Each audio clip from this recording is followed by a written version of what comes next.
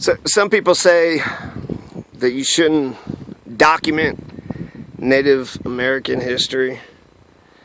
Like if you take a picture of them, it like steals their soul. So if you take a picture of their artwork, I guess it steals the soul of the artwork. But I adamantly disagree. I'm about 1 mile south of Luveti Bridge in southern Colorado, just on the border of Castillo Conejos County. This is federal lands. This is the headwaters of the Rio Grande River. The headwaters of the Rio Grande River, right? And this is where cows are allowed to come and trample up the banks and take shits in the Rio Grande River. But yeah, so the headwaters of the Rio Grande River, 1 mile south of Luveti Bridge, southern Colorado, Castillo County, Conejos County. That should get you here. Okay, so I think a worse insult would be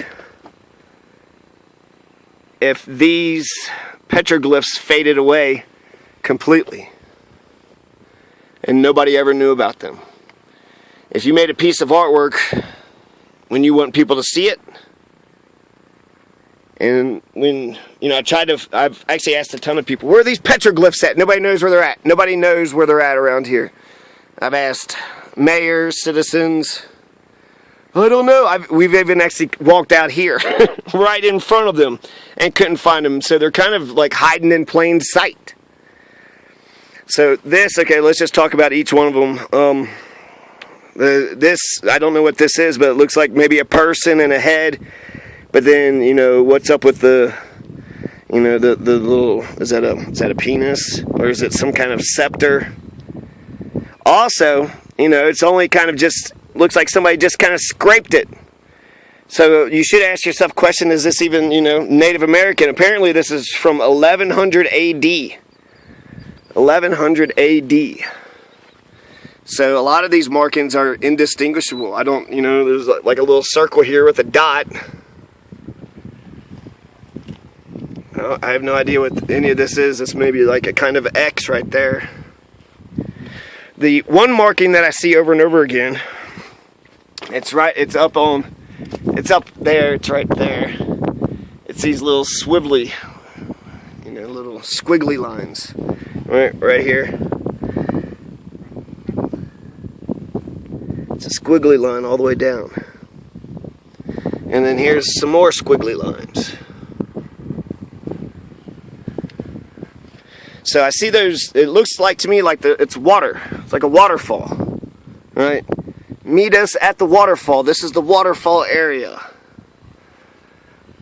I mean, like, what are these things? And then, you know, like I said, it looks like they're either fading or... There's this weird ass... What is this? What is this, jellyfish? It's a comet, an upward ascending comet. But, right, circle. Looks like it might be some things coming out here. It looks like it might be 2 circles, right? And it's got 3 little appendages. Maybe an ant with 3 legs and a little tail. A 3-legged dog. Here's a circle. Here's some sort of square. And it looks like there is some, you know, things on the inside there. Looks like another squiggly line. Something there, something there. So, yeah, I want to document them because I love Native American culture, Native American history. It was hard for me to find. And before, like I said, what's more insulting? That we allow this, because if you notice something else, it's not marked off. There's no historical markers. So at no point, you wouldn't know where it was unless, you know, you found it on your own or watched this video. So it seems like it's not really being respected. It's not being, you know, roped off, or, you know, there's no signs saying respect the property or anything. So I think it's more disrespectful to let this just disappear with the dust of history as if it never even happened.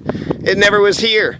So I'm inclined to believe that, you know, these could have been Native Americans. They could have been marked at any point in time. I mean, the Anasazi around 1200 AD is what we're told.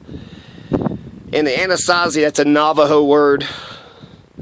It's a Navajo word which, means enemy ancestors. So people actually want to say these are more the ancestral Puebloans. That's more of the PC term. I like Anasazi. It's like Comanche and marijuana. It's named by the enemies to disparage it. Listen to this awful sounding word. And then the people, eventually just accept it for their own name. Yeah, Comanche. Hell yeah, I'm Comanche. That means enemy. Nah, I'm not. I like the Comanche. That sounds tough. Comanche. Oh, watch out for the Comanche. Watch out for the Anasazi. The Hopi have a different name for the Anasazi. Hema or something. But, researchers say the ancestral Puebloans, Anasazi, they got a problem with. But I like Anasazi. I've heard actually people talk about the Anasazi. So it means, enemy ancestors, and you don't want to think of your ancestors as enemies. But Navajo, we're kind of saying, yeah, from a long time ago, they might be our ancestors, but today. So the Anasazi, I don't know.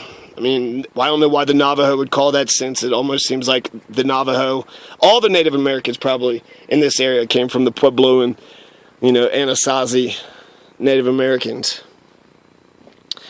But that's, I think I've documented this well enough. I'll take some still shots, I guess, next.